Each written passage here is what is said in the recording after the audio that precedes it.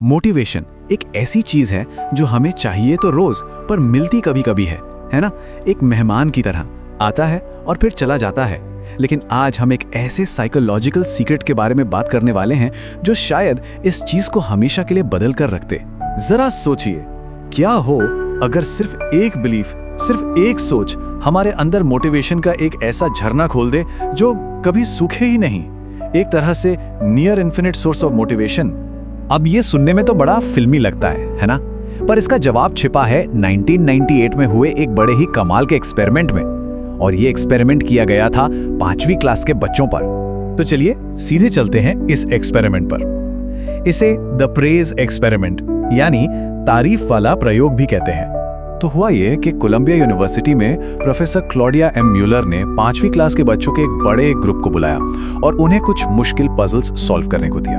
अब मजे की बात यह है कि बच्चों ने कैसा भी किया हो, सबको यही बताया गया कि उनका स्कोर बहुत ही अच्छा था। और इसके ठीक बाद उन्हें 2 ग्रुप्स में बांट दिया गया, इस बेसिस पर कि उनकी तारीफ कैसे की जाती है। और यहाँ पर कहानी का सबसे दिलचस्प मोड़ आता है। दोनों ग्रुप्स के बीच सिर्फ और सिर्फ एक चीज अलग थी, वो थी उनकी तारीफ करने का तरीका। पहले ग्रुप को बोला गया, वाह तुम तो बहुत स्मार्ट और टैलेंटेड हो। और दूसरे ग्रुप को क्या कहा गया, अरे वाह तुमने तो पक्का बहुत मेहनत की है। बस यही एक फर्क था। इसके बाद बच्चों के सामने 3 नए तरह के पजल्स रखे गए, एक आसान, एक मीडियम और एक बहुत ही ज्यादा मुश्किल। अब बच्चों को चुनना था और उनका यही चुनाव उनकी सोच के बारे में सब कुछ बताने वाला था। और जो रिजल्ट्स आए वो सच में हैरान करने वाले थे।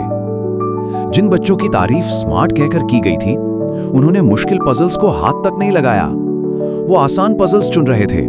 और दूसरी तरफ जिन बच्चों को मेहनती कहा गया था, उन्होंने चुनौती को चुना। उन्होंने अपना ज्यादातर टाइम मुश्किल पजल्स को सॉल्व करने में लगाया। मतलब जरा सोचिए, सिर्फ एक लाइन का फर्क तारीफ के तरीके ने कितना बड़ा असर डाला। जिन बच्चों को स्मार्ट बोला गया, उनका मोटिवेशन गिर गया, उन्होंने कम टाइम लगाया और उन्हें मजा भी नहीं आया। और जिन्हें मेहनती बोला गया, उनका मोटिवेशन बढ़ गया, उन्होंने ज्यादा टाइम लगाया और उन्होंने उस चैलेंज को एंजॉय भी किया। तो सवाल ये उठता है कि ऐसा हुआ क्यों? इसके पीछे की साइकोलॉजी क्या है? ये हमें एक बहुत ही पावरफुल आइडिया की तरफ ले जाता है जिसे कहते हैं लोकस ऑफ कंट्रोल। सिंपल भाषा में लोकस ऑफ कंट्रोल का मतलब है कि कोई इंसान कितना मानता है कि उसकी जिंदगी में जो कुछ भी होता है उस पर उसका अपना कंट्रोल है। अब ये 2 तरह का होता है। एक है एक्सटर्नल लोकस, मतलब ये मानना कि किस्मत या बाहर की चीजें या फिर पैदाइशी टैलेंट ही सब कुछ तय करता है। ये थे हमारे स्मार्ट बच्चे। और दूसरा है इंटरनल लोकस, मतलब ये मानना कि अपनी मेहनत, अपने एक्शन से ही नतीजे तय होते हैं। ये थे हमारे मेहनती बच्चे। एक तरह से एक सोच है कि जिंदगी मेरे साथ हो रही है और दूसरी सोच है कि मैं अपनी जिंदगी बना रहा हूं। और यही इस पूरी बातचीत का सबसे जरूरी पॉइंट है। रिसर्च बार बार यही दिखाती है कि इंटरनल लोकस ऑफ कंट्रोल, यानी ये विश्वास कि कंट्रोल हमारे हाथ में है, यही हमेशा मोटिवेटेड रहने का सीक्रेट है। यही मोटिवेशन का असली इंजन है। अच्छा, तो ये तो हुई बच्चों की बात, पर ये चीज सिर्फ बच्चों पर लागू नहीं होती। चलिए एक रियल लाइफ एग्जांपल देखते हैं, एक सेल्स टीम का, जिससे पता चलेगा कि इस सोच का असर कितना जबरदस्त हो सकता है। तो ये कहानी है एक door to door sales team की। अब ये काम बहुत मुश्किल होता है। सोचिए, जब किसी को लगने लगे कि वो जो भी कर रहा है उससे कोई फर्क ही नहीं पड़ रहा, तो वो कोशिश करना ही छोड़ देगा, है ना? सोचेगा कि क्या फायदा। यही है एक्सटर्नल लोकस ऑफ कंट्रोल का सबसे बड़ा प्रॉब्लम। तो उस टीम के मैनेजर ने एक बड़ा सिंपल सा तरीका निकाला ये पता लगाने का कि कौन सा नया बंदा टिकेगा और कौन नहीं। जब भी किसी सेल्स पर्सन का दिन खराब जाता था, मतलब 0 सेल्स, तो मैनेजर उससे बस एक सवाल पूछते थे, क्या लगता है आज एक भी सेल क्यों नहीं हुई? अब जो लोग बहाने बनाते थे कि मौसम खराब था या ये मोहल्ला ही ठीक नहीं है, वो लोग कुछ ही दिन में नौकरी छोड़ देते थे। लेकिन जो लोग कहते थे कि शायद मेरी पिच में कुछ कमी थी या मुझे और कोशिश करनी चाहिए थी, मतलब जो जिम्मेदारी लेते थे, वो लंबे समय तक टिकते थे।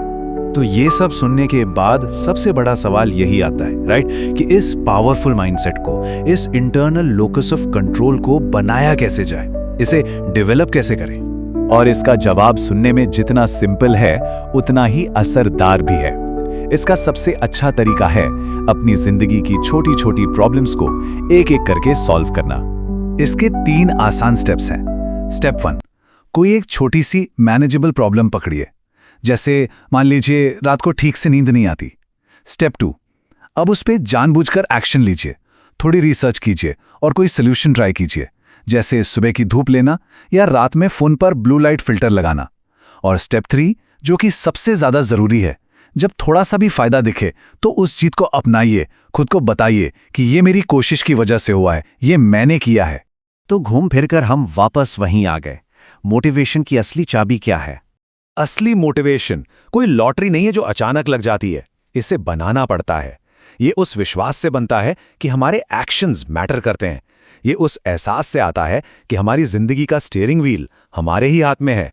तो आप जाते जाते बस एक सवाल, वो कौन सी एक छोटी सी प्रॉब्लम है जिसे आज ही सॉल्व करके इस कंट्रोल को बनाने की शुरुआत की जा सकती है?